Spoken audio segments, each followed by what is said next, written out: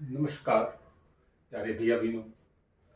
आज हम अध्याय 10 व्रत के बारे में अध्ययन करेंगे।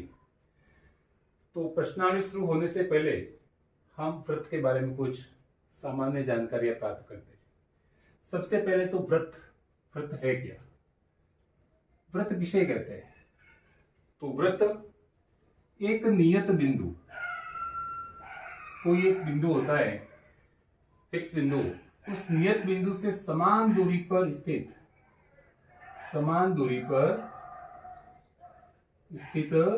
बिंदुओं का बिंदुपथ, यानी से समान दूरी पर बिंदुओं का एक जो बिंदुपथ होता है वह कहलाता है व्रत।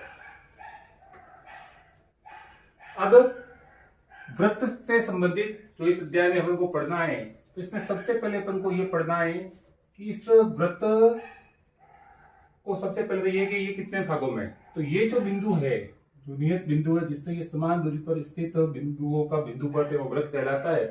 तो ये जो है इसको कहते हैं केंद्र। ये कहलाता है अपना व्रत। ये अंदर वाला भाग जो है इसको अपन कहते हैं अभ्यंतर, और इसके बाहर जो ये भाग है चारों ओर, वह कहलाता है बहिर्भाग। मुख्य तरह कहे तो व्रत को हम 3 भागों में बांटते हैं, अभ्यंतर, बहिर्भाग और वृत्त। अब व्रत है, इस व्रत पर कोई एक बिंदु है, इस व्रत के ऊपर कोई बिंदु है, इस बिंदु को प्रतिच्छेद करती हुई कोई एक रेखा जाती है।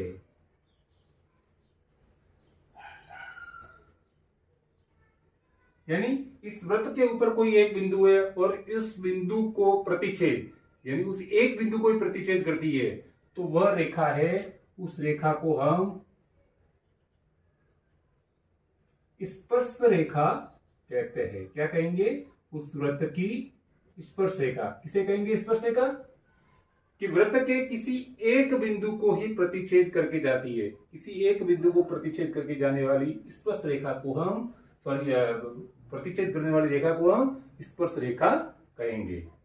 और यदि यही रेखा इस व्रत को यदि 2 बिंदुओं को प्रतिच्छेद करती है, जैसे एक बिंदु ये और दूसरा बिंदु ये, 2 बिंदुओं को यदि प्रतिच्छेद करती है, तो वह रेखा छेदक रेखा कहलाती है। उस रेखा को क्या कहेंगे? छेदक रेखा।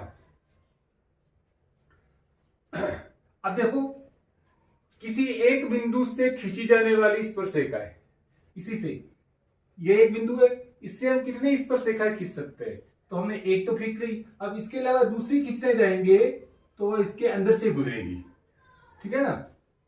वह हमेशा इसके अंदर से गुजरेगी। इससे दूसरी स्पर्श रेखा खींचेंगे, वह इसके अंदर से गुजरेगी।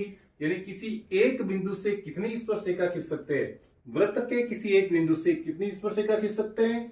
तो हम कहेंगे केवल एक ही स्पर्श रेखा खींची जा सकती है। लेकिन इसी प्रश्न को इस प्रकार से पूछा जाए कि कोई एक व्रत है और उस व्रत पर कितनी स्पर्श रेखा खींच सकते हैं? एक व्रत पर, पहले जो प्रश्न था व्रत के एक बिंदु पर, तो व्रत के किसी एक बिंदु पर कितनी स्पर्श रेखा? तो एक स्पर्श रेखा खींची जा सकती है।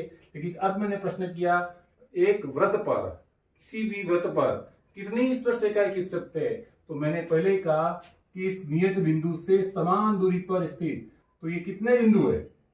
अनेक बिंदु है, अनंत बिंदु है। तो हम किसी व्रत पर अपरिमित रूप से अनेक स्पर्श रेखाएं खींच सकते हैं, अपरिमित अनेक स्पर्श रेखाएं खींच सकते हैं। तो इस पहली प्रश्नावली के अंदर हमें यही बताना है, स्पर्श रेखा, प्रतिच्छेदी रेखा, ठीक है? देखिए प्रश्नावली 10.1, पहला प्रश्न है कि एक व्रत की कितनी स्पर्श रेखाएं हो सकती है? एक व्रत है, उस व्रत पर अपन कितनी स्पर्श रेखाएं खींच सकते हैं? तो वृत्त के ऊपर मैंने आपको पहले ही बताया कि वृत्त अनेक बिंदुओं का बना हुआ एक बिंदु पथ होता है और प्रत्येक बिंदु पर एक स्पर्श रेखा है। तो अनेक बिंदु है, इसलिए हम कह सकते हैं अनेक स्पर्श रेखाएं खींच सकते हैं। अनेक स्पर्श रेखाएं, किसी वृत्त के ऊपर हम अनेक स्पर्श रेखाएं खींच सकते हैं। किसी वृत्त की स्पर्श रेखा, कोई वृत्त है और उसकी जो स्पर्श रेखा है वो कितने बिंदुओं को प्रतिच्छेद करती है? तो पहले ही बताया मैंने कि जो स्पर्श रेखा होती है वह वृत्त के केवल एक बिंदु को ही प्रतिच्छेद करती है। तो हम यहां लिखेंगे एक, यानी एक बिंदु को ही प्रतिच्छेद करती है।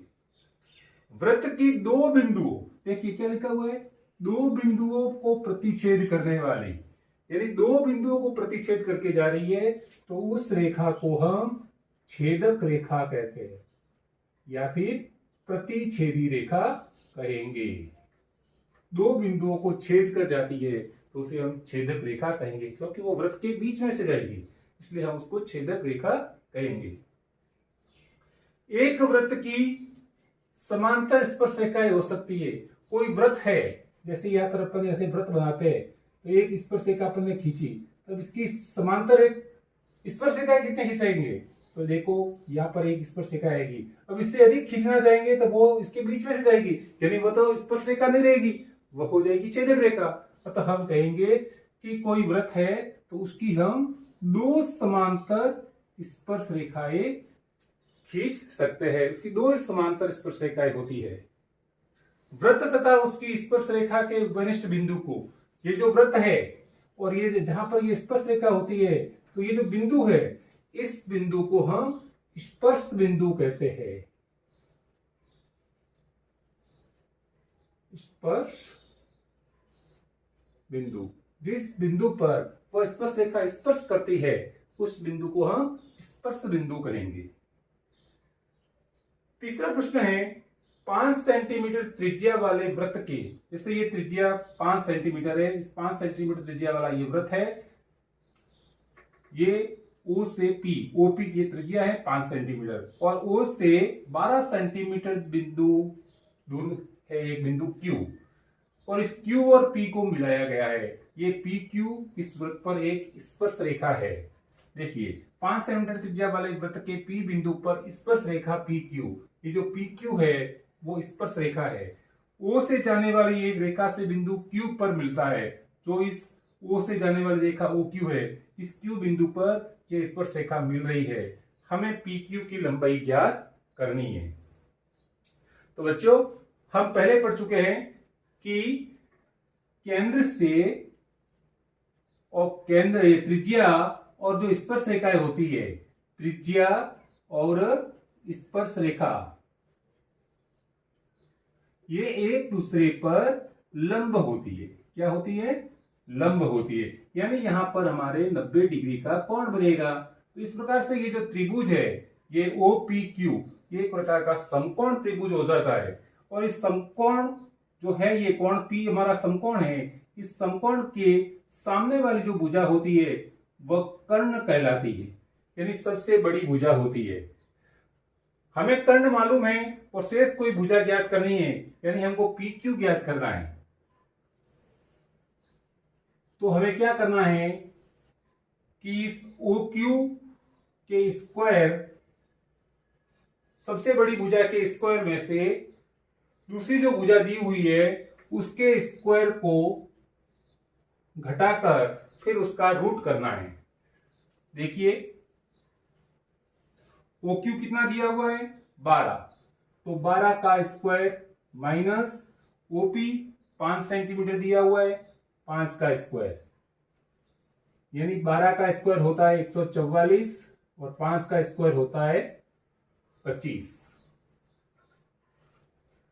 तो 14 में से 5 गए 9,